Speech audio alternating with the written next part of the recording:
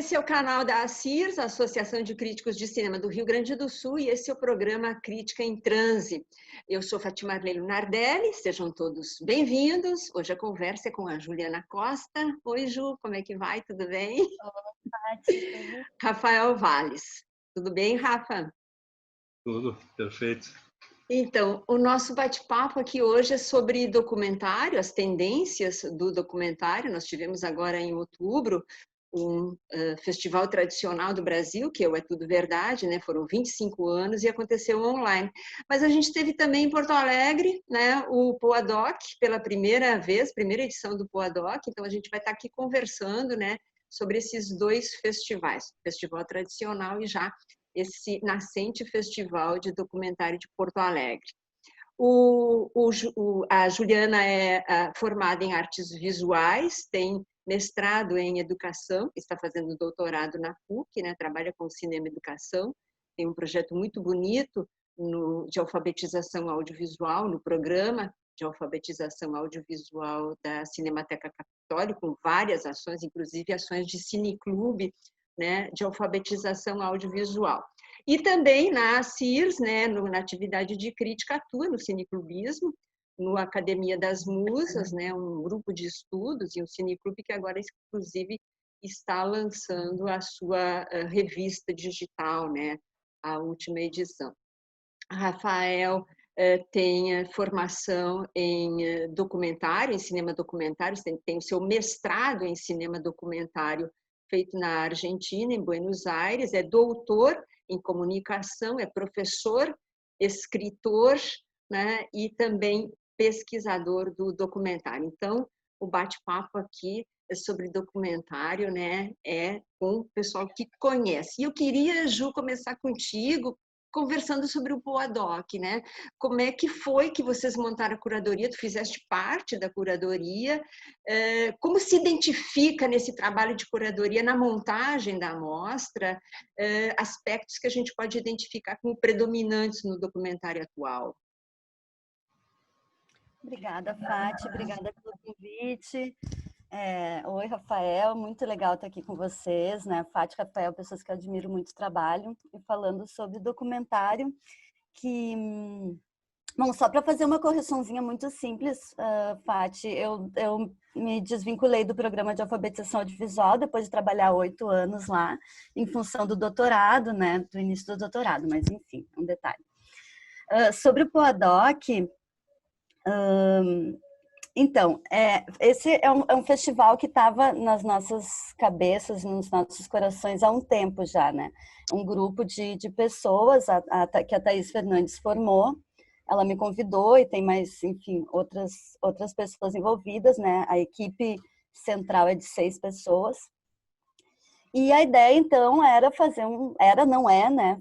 Fazer um projeto, captar recursos e fazer um grande festival de documentário em Porto Alegre, que no início seria um festival brasileiro, mas também com ambições de se tornar um festival latino-americano, né? Que a gente também tem muito desejo de fazer essa troca com os nossos irmãos aqui da América Latina, que acho que às vezes a gente negligencia, né? Essa relação, enfim. Quando surgiu essa questão da pandemia, né, esse detalhe nas nossas vidas, o festival teve que ser bem reformulado.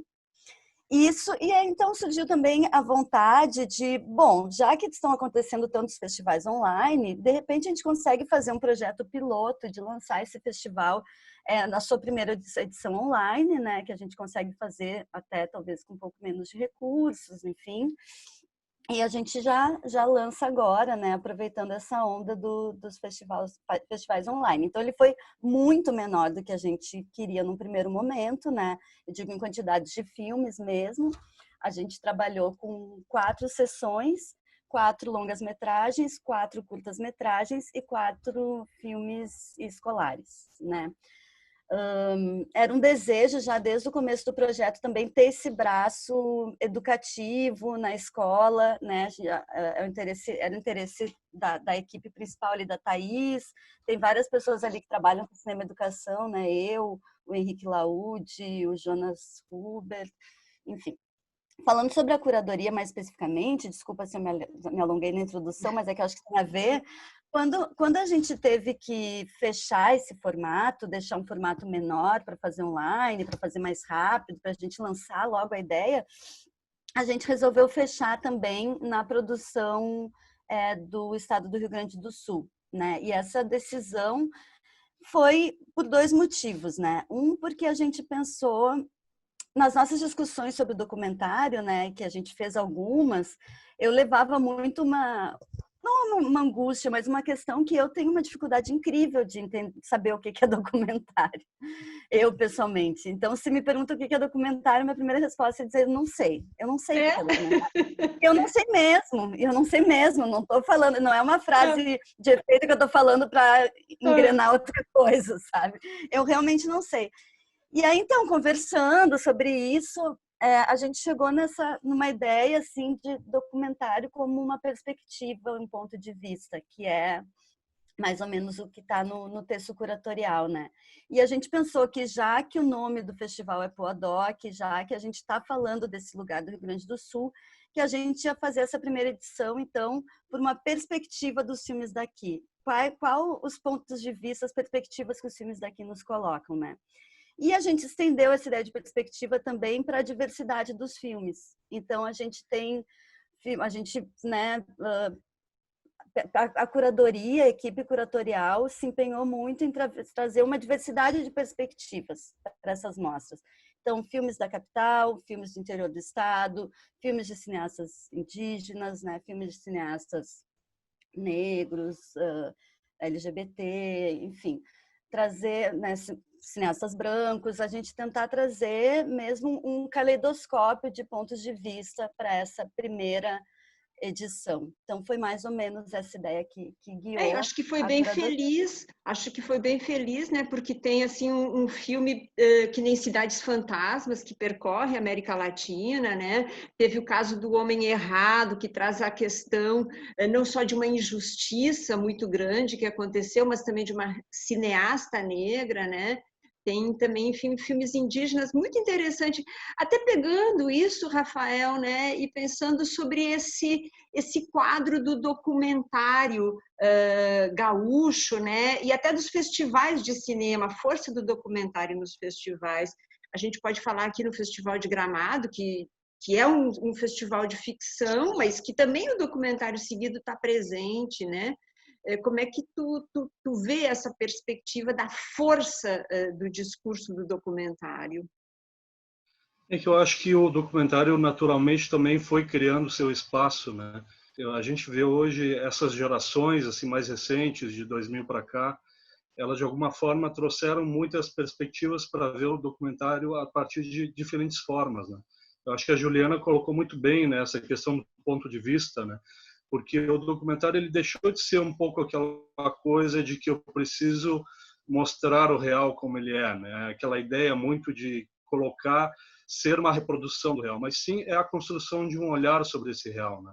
Eu acho que o documentário ele se tornou um espaço naturalmente por excelência da experimentação cinematográfica também, né? Eu acho que essa diversidade de abordagens, de buscas, eu acho que a gente pode ver hoje, naturalmente, o documentário está em festivais que não são só para documentário, porque é isso, porque o documentário ele está dialogando muito com gêneros diversos, né? Até mesmo eu vi essa semana um trabalho muito interessante, quem quiser olhar, fica a dica no Netflix também, o filme do Bruno Risas, o Ontem Havia Coisas Estranhas no Céu.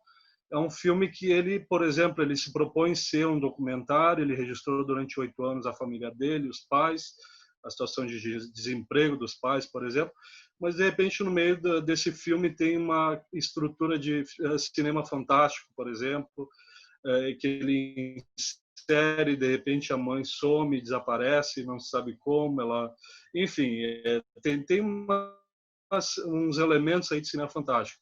Tem um filme, por exemplo, que passou, Não é Tudo Verdade, que se chamou Espião, da Maite Alberdi, uma cineasta chilena, que é um filme muito, muito legal assim de assistir, porque ela quer misturar o documentário com filme de espiões.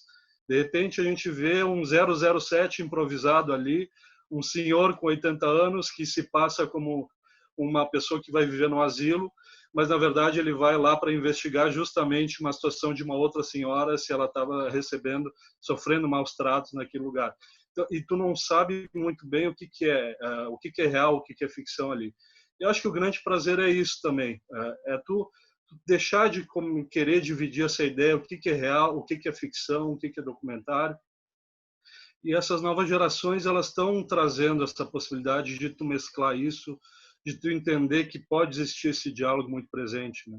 Então, eu acho que o documentário, ele traz isso. Também eu acho que é uma questão que a se ter muito em conta, né? O destaque dos documentários em festivais, é que cada vez mais está existindo um cuidado, não, claro que não é uma questão que antes não existia, mas é que hoje a gente está tendo câmeras, aparelhos digitais, câmeras digitais, aparelhos de som cada vez mais pequenos, mais ágeis e também com melhor definição de imagem, né?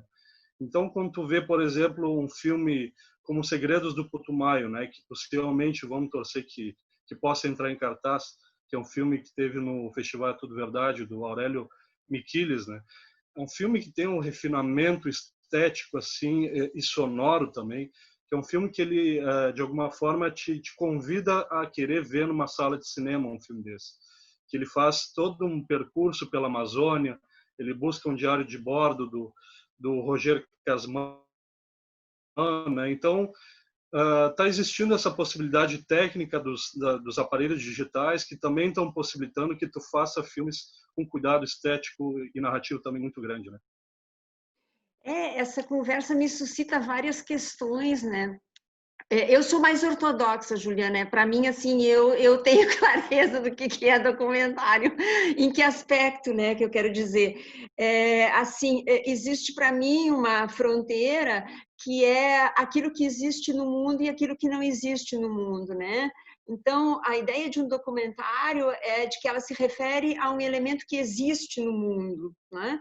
E o filme de ficção ela é uma invenção sobre o mundo. O que não exclui o fato de que tudo é linguagem, né? E tudo também é experiência estética. Então, eu estava falando, Rafael, né, de um filme que ele nos mobiliza, né, pela sua qualidade estética, narrativa e tudo mais. Então, isso, para mim, nada exclui do documentário. Acho que o documentário é uma experiência estética, sim. Mas eu queria te perguntar, Juliana, até sobre um filme que está no Poadoc, né, que esteve no Poadoc, que é o filme do grupo indígena, né, os Guarani Mibiá, que é o Duas Aldeias, né?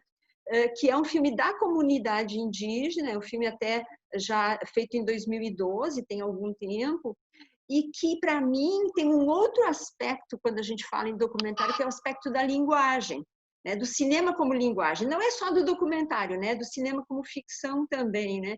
Mas o cinema como uma expressão seja da pessoa, expressão de um grupo social. Que te parece essa questão, né, do documentário como linguagem? O que ele busca expressar?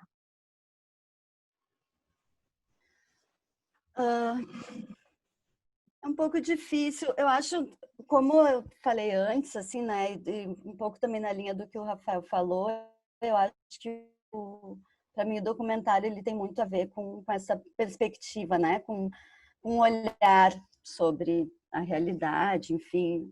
E a ficção também não deixa de ser, né? Então acho que por isso também que eu vejo essa dificuldade, né? Mas sobre o documentário como expressão e linguagem, eu acho que, e sobretudo assim, né, por exemplo, nesses projetos de cinema indígena, a gente já tem muitos cineastas indígenas no Brasil, né, graças a muitas oficinas de cinema e acesso também, né, o cinema digital, a democratização do acesso, tem o Vídeo nas Aldeias, que é um projeto bem amplo, que formou muitos cineastas indígenas pelo Brasil inteiro. E eu acho que mesmo nesses grupos se tem formas de fazer documentário muito diversas, né? Então a gente vai ter desde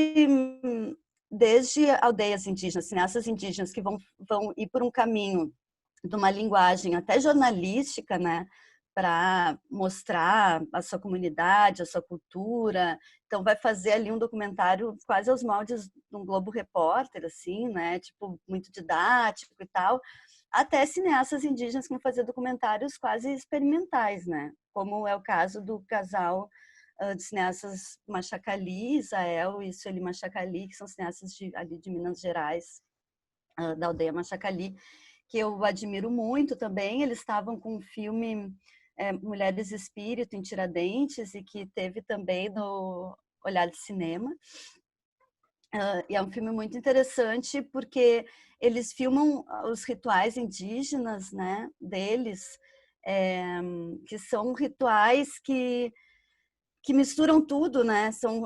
É uma expressão espiritual, mas também é uma prática social, também é uma brincadeira, também é um pouco tudo, né? Tá falando ali sobre as relações na aldeia e tal. E eles filmam de uma forma que a narrativa do documentário, ela entra na brincadeira, ela entra no ritual, ela passa a fazer parte. E como o ritual é uma ficção, de alguma forma, os rituais dessa aldeia são algumas encenações, são quase encenações teatrais também deles. Tu não sabe mais muito, né? Se tu tá dentro daquela encenação, se aquilo é um registro, se aquela câmera tá de alguma forma participando. Então, acho que sim, acho que o cinema, o documentário é sempre uma expressão, né?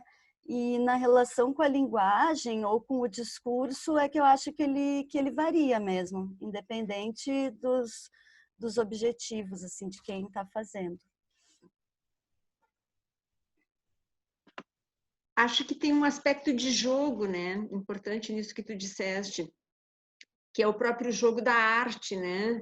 Essa relação entre o objeto que é o filme, enfim, a gente está falando aqui de cinema, e o espectador, esse jogo. Mas eu queria te perguntar, Rafael, pensando nessa questão do jogo, o jogo pessoal, tem um filme que se destacou no É Tudo Verdade, que é Fico Te Devendo uma Carta, sobre o Brasil, né? E que aí ainda mantendo essa questão da expressão, né? O cinema como o documentário como uma expressão e subjetiva, um ponto de vista subjetivo, mas no caso desse filme também coletivo, né? Sim. Eu até queria colocar um adendo também, né, sobre essa questão do documentário, a partir também do que a Juliana colocou, e que eu acho que é legal nunca perder de referência também quando surgiu a expressão documentário, né? Eu acho que isso também sempre é bom colocar como uma referência, um marco zero, por mais que já existisse documentários muito antes de serem pensados como documentário, né? O John Grierson, lá na década de 30, né, ele usou pela primeira vez essa expressão documentário como tratamento criativo da realidade, né? Então aqui tu já vê nessa expressão o elemento do real, da realidade, tu buscar de uma forma mais direta esse real, mas tu tem que sempre ter em conta esse elemento do criativo, da criatividade e por consequência do olhar, do ponto de vista, ou seja, tu vai intervir naquela realidade, tu vai criar ela, como a própria Juliana colocou, participar dos rituais, a própria realização desse filme documental, né? Então acho que de alguma forma aí já começa a surgir uma série de opções, de caminhos para tu construir esse real, né? E eu te confesso assim, eu acho que essa tendência que já vem já há algum tempo, vamos dizer assim, de documentários autobiográficos, né? Eu acho que é um campo super rico e vigente para a gente pensar as representações, porque o próprio realizador, a realizadora, ela se coloca numa situação: como eu vou pensar a mim mesmo, né? Como eu vou querer refletir sobre a minha própria condição, não só pessoal, histórica, social, cultural, né? E esse filme que tu colocou, né, Eu Fico Te Devendo uma Carta, sobre o Brasil, da Carol, efetivamente foi um dos grandes filmes realmente do Festival É Tudo Verdade, junto com Os Segredos do Putumayo. Eu acho que me parece que foram os grandes destaques dessa edição. E esse filme realmente é muito interessante porque ele segue uma tendência que a gente vem tendo muito no cinema, nos documentários latino-americanos, com aquele termo que se usa de pós-memória, né? Ou seja, de filhos de desaparecidos, de mortos, ou de pessoas que foram presas durante as ditaduras militares aqui na América Latina, né? No Chile está tendo muitos documentários sobre isso, na Argentina também, Los Rubios, da Albertina Carri, por exemplo. E aqui também já começou a se construir filmes nessa linha, por exemplo, como o Diário de uma Busca, da Flávia de Castro, né? E este filme ele segue essa linha no sentido de que a Carol ela quer buscar justamente a história do pai dela, o César Benjamin, né? Com a diferença de que o César ele vive até hoje, mas ele não quis participar em nada desse processo de realização do filme, nem mesmo gravar depoimentos sobre como foi a situação dele ter sido preso durante a ditadura. Ele foi preso com 17 anos e viveu em situações bastante terríveis de prisão, de tortura mesmo, né? E a questão ela trabalha justamente com essas limitações, né? Essas limitações de não poder falar, aceder diretamente ao pai para falar sobre esses temas, e ela vai buscando através das cartas da avó justamente essa caminhada da avó querer a libertação não só do César Benjamin, como também do irmão do César, né? Então é um filme que tem um sentido afetivo, poético muito grande. Ela se coloca como personagem nesse filme. E eu acho que esses filmes em primeira pessoa eles são muito importantes também e são muito vigentes para a gente pensar o documentário hoje, essas tendências contemporâneas, porque ele está querendo expor certas lacunas, né? Certos traumas, certos silêncios, certos apagamentos que a história vai construindo e que tu, como filho ou filha de alguém, por exemplo, que desapareceu numa ditadura, vai ali buscar essa história, vai querer entender essa história da própria família e também, por consequência, a história de uma sociedade, né? Por exemplo, o próprio filme que abriu o Festival Tudo Verdade, A Cordilheira dos Sonhos, do Patrício Guzmán, que ele fechou aqui uma trilogia sobre a questão como a construção geográfica do país Chile também determina um pouco a identidade do povo chileno, né? E ele fez aqui, ele fechou uma trilogia que começou com Nostalgia da Luz, depois seguiu com Botão de Nácar, e ele, de alguma forma, aqui ele quis falar com a sua condição de exílio, né? Ele tendo que sair durante a ditadura militar chilena para ir para a França e viver até hoje lá nessa condição, mas ao mesmo tempo fazendo muitos filmes sobre a cultura chilena, né? Então ele quer refletir sobre traumas que geraram nele essa ida, esse exílio forçado, e de alguma forma ele está colocando esses apagamentos, esses silêncios que a história construiu sobre momentos traumáticos, né? Por exemplo, também, só para não me alongar muito mais, um filme chamado Visão Noturna, também um filme chileno da Carolina Moscoso Briceño, é um filme extremamente corajoso. Ela fala sobre uma situação que ela sofreu de estupro, como ela sobreviveu a isso também.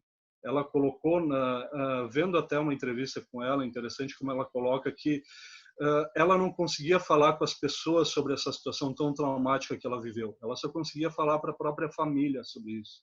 E fazer um documentário foi uma forma de alguma forma, entender e, sobretudo, expressar isso, né? Então, de alguma forma, esses filmes em primeira pessoa são muito importantes e vigentes porque eles querem afrontar essas condições que se vive dentro da sociedade e no qual o realizador, a realizadora é um porta-voz. Eu gosto muito desses filmes. Fala, Ju, fala. Eu só queria complementar essa lista de filmes do Rafael e falar uma coisinha bem rapidinha sobre isso. Pensei muito também no Os Dias com Ele, da Maria Clara Escobar, que eu acho que é esse documentário assim, um caso assim, muito interessante, adoro o filme. E acho que talvez, assim, pensando, talvez se dá para a gente pensar alguma tendência, né, de documentário contemporâneo, eu acho que são filmes que tentam pensar, pensando também no Ontem Havia Coisas Estranhas no Céu e vários outros, mas tentam pensar a sua própria feitura, a sua própria produção, né, a sua própria realização, ao mesmo tempo em que se fazem, assim. Então é muito comum a própria realização do filme entrar na narrativa, né, e costurar também com os outros temas que estão sendo tratados, como se o cineasta estivesse conversando com o espectador sobre o que está sendo fazer aquele filme para ele, quais foram as opções dele, né, no sentido dialógico mesmo, de conversa, né? Sim, tem uma consciência sobre a linguagem, né, sobre o próprio meio também de expressão. Um pouco também aquela expressão que o Jean-Claude Bernardet colocou lá em 2003, 2002, para falar Passaporte Húngaro, da Sandra Kogut, né, do 33, do Kiko Goffman, são documentários de busca, né?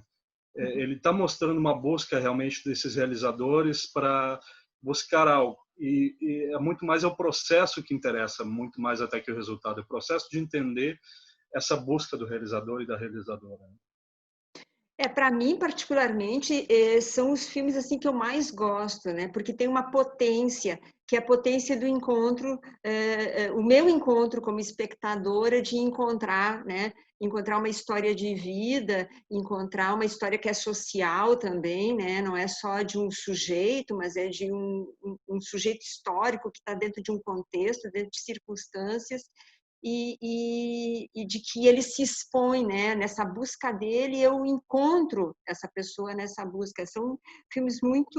Eu, particularmente, gosto muito desse tipo de filme. Mas eu queria te perguntar, Ju, sobre um outro tipo de documentário, que é o filme Construção, que estava até no Poadoc, e que ele foi o filme gaúcho de curta-metragem que ganhou o Festival de Gramado, né? Na Mostra Gaúcha. E que é um documentário, e é o contrário disso, é um olhar de fora, né? É o gênero observacional. Eu queria ouvir o Rafael, mas eu queria te ouvir primeiro, né? Vocês fizeram essa seleção e também nessa questão pensar que é um filme de estudantes, né? Bom, em primeiro lugar, eu acho que a gente tem que destacar a produção da UFPEL, né, nesses últimos anos, assim, que é incrível, assim, como os filmes da UFPEL estão circulando e uma qualidade impressionante. Aí também já fazendo um agradecimento e um parabéns aberto aqui para a equipe de professores da Universidade Federal de Pelotas. Bom, e também não tem como pensar nisso sem pensar que é uma universidade federal, né, na diversidade que isso implica, a diversidade de estudantes, né, desses encontros que acontecem, que só os ambientes de ensino público podem proporcionar, né, que dificilmente vão ser em ambientes privados, assim. Então, também uma defesa da educação pública sempre.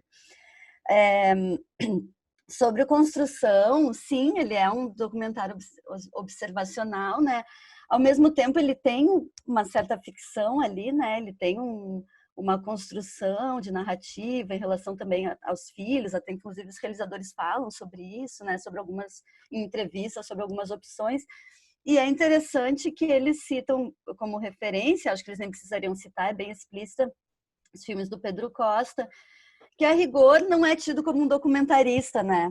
Mas também não deixa de ser um documentarista. Então, acho que tem esses hibridismos, assim, que não tem como a gente não falar, né? Então, sim, eu acho que ele é um filme observacional, mas, ao mesmo tempo, acho que tem uma construção ali, né? Um direcionamento do diretor, da equipe bem forte, né? Com as cenas formadas e tal, parte da história daquela mulher.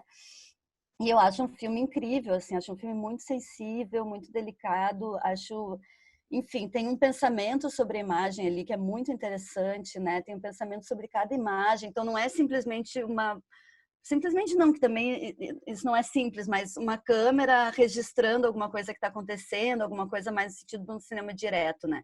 É um filme observacional, mas ao mesmo tempo muito pensado, muito construído, com uma mão de direção muito forte, né? Talvez, que eu acho que tem um pouco essa marca do Pedro Costa e de alguns outros cineastas da atualidade.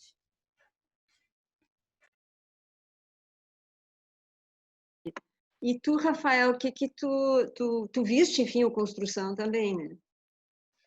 Sim, maravilhoso. Eu tive a oportunidade, justamente no ano passado, eu fui professor lá na UFPEL, professor substituto, né, no caso, e eu tive a oportunidade de acompanhar alguns momentos assim de processos do próprio Leonardo na elaboração desse filme, também de outros projetos que ele está fazendo. Eu acho que tem aí um futuro enorme assim ele pela frente com os projetos que ele vem fazendo, né? E não só, como bem colocou a Juliana, não só Leonardo, mas também uma geração realmente de futuros realizadores que está surgindo ali.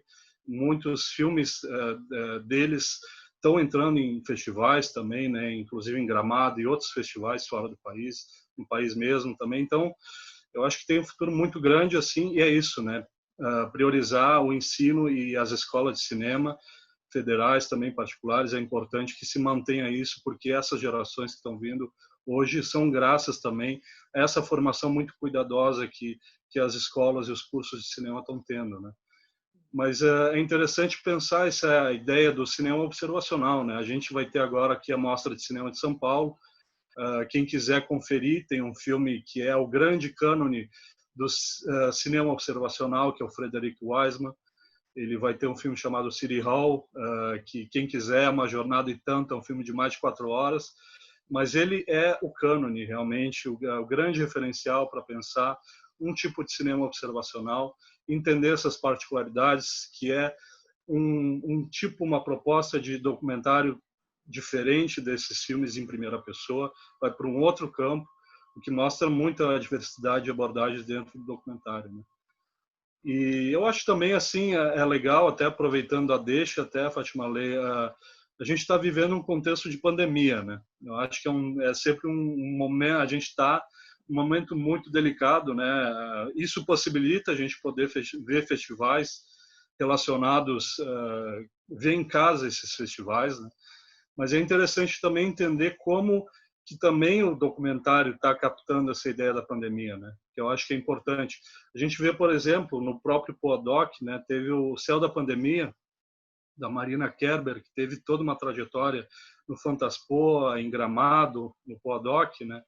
A gente tem filmes que também na própria Mostra de São Paulo me interessa muito, até sugiro para quem quiser dar uma olhada, um filme chamado Coronation, que feito por um chinês, o Ai Weiwei, no qual ele pega imagens de cidadãos da cidade de Wuhan, né? Foi justamente onde surgiu a questão do coronavírus, né? Ele pega imagens de cidadãos desse local que eles foram registrando durante o período de lockdown, né? E de alguma forma ele constrói, né, uma visão sobre isso a partir de materiais que ele conseguiu colher, né? Então é interessante ver uma outra tendência também, né, que são documentários que trabalham com arquivos de outras pessoas, com registro de outras pessoas, e de alguma forma tu acaba juntando esses materiais e ressignificando esses materiais a partir de uma busca tua, né? Então é interessante, fica aqui também uma outra dica, né, justamente sobre isso. E outros filmes que eu acho que certamente vão surgir agora com o tempo, com os próximos festivais. Certamente muitos documentários vão pensar essa condição de confinamento, essa condição de quarentena, essa condição de estabelecer novas formas de relação com o outro, né? Eu acho que o documentário ele sempre tem esse potencial de se reciclar, de se reinventar. Eu acho que mesmo se a gente quisesse pegar essa nossa tela, nós três conversando aqui, Sim, já sei. poderia ser um potencial para construir lá adiante um documentário, por exemplo, né? Então, é legal pensar essas diferentes formas, né? Eu sou muito fã de documentário, eu acho que é o tipo de cinema dos mais vigorosos que existem, né? Porque justamente essa força, né, da existência que eu acho que vem para o documentário. Mas a gente já está até chegando ao fim, o Rafa deixou aqui algumas sugestões, né? O pessoal pode, para ver a Mostra Internacional de Cinema de São Paulo, é só ir no site ali, acessar, se inscrever. Eu queria ver, Juliana, se tu tem alguma dica, alguma sugestão aqui para o pessoal que nos acompanha aqui no canal da CIR. Tem essas dicas do Rafael, né? O Weisman, né? Certamente. O Coronation também do Ai Weiwei, estou muito a fim de ver. A gente tem muitos documentários na Mostra Brasileira de Novos Diretores, né? Que é uma mostra de primeiros longas-metragens. Assim, eu acho que é quase 50% dos filmes. Acho muito legal essa distinção, né? Documentário e ficção nas mesmas mostras. Mas tem um filme que eu vi essa semana, chama Ladrões de Cinema, do Fernando Coni Campos, que está com uma homenagem, né, no festival, que é um filme que não é um documentário, é um filme de ficção, mas aí que eu trago assim um pouco essas minhas dificuldades de entender essas diferenças, porque ele é um filme, ele é filmado no Morro Carioca, nos anos 70, e é um filme muito de rua, né? Então, ele registra alguns moradores daquele morro fazendo um filme. Então, ele tem essa metalinguagem, ao mesmo tempo, ele está filmando aquela realidade ali, aquele morro, aquelas pessoas, tem criança correndo o tempo todo. Ele pega as falas das pessoas do bairro, do morro. Então, eu considero um filme documental. Fica a dica, é muito bom. E acho que é isso. Eu acho que, para além das nossas classificações como pesquisadores, estudiosos ou críticos, né, existe essa potência mesmo da realidade, né, da expressão estética. Eu acho que é isso, né? É uma forma de expressão que é a arte, que é estética, que é subjetivo, que é objetivo, tudo se mistura. Acho que é muito legal mesmo. Agradeço muitíssimo esse encontro, né, Juliana, Rafael, muito bacana. E para quem nos acompanha, nossa audiência aqui, muito obrigada, né? Você que nos acompanhou aqui até o fim, deixe aí o seu ok, né? Siga a CIRS nas redes, nós temos Instagram também, tem o site da CIRS, a Associação de Críticos de Cinema do Rio Grande do Sul. Um grande abraço e tchau. Tchau, gente. Beijo, adorei estar com vocês.